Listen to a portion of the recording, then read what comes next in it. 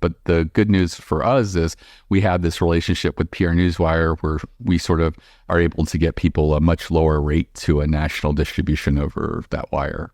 Yeah, now you mentioned the story aspect, but it also seems to me if I've got that many emails, or if I'm not looking at email, I'm just looking at my list, my industry, it seems like you've got to be really good at subject lines or headlines for the release, right? So can you give me an example or two or three of, a client brought us this headline, too long, unspecific, whatever it is, and then we created it and we changed it to this headline, and here's the result we had.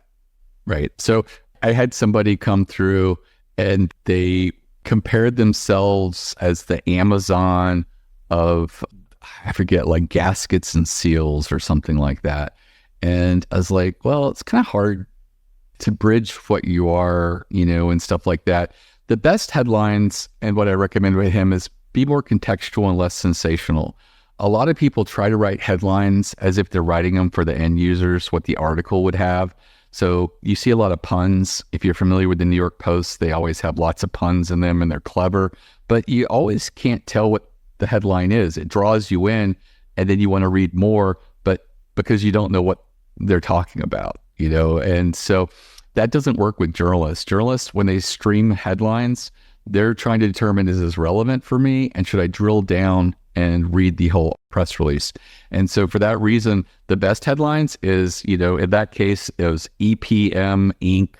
develops e-commerce platform for the seals, gaskets in oil industry, automotive industry, and blah, blah. So all of a sudden, someone who's reading that goes, oh, I cover the oil industry. I cover, I can tell that this is relevant for me. Where before, it was just the Amazon of seals and gaskets. It's like, it's just the animal seals. Well, probably not with the gaskets there as well, but it wasn't as clear of the industries that were represented. And really the best headlines and press releases over the wire are generally the ones that are not fancy. They just are able to get across a lot of information that makes a journalist feel very comfortable. Yeah, this is my industry. This is something that's of interest to me.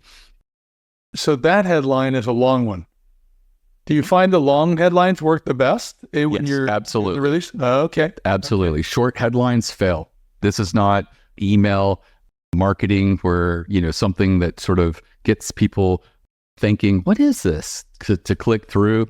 Journalists don't. They don't have time to They've been desensitized to that. They've been burned so many times clicking on it to figure out what is this about, and then it's not relevant. And so they want to see all of the relevance there. And now that being said, you can have a headline that's too long. I think that, generally 120 characters or less is probably idea, maybe 100, think of it like a tweet, 140 characters or something like that.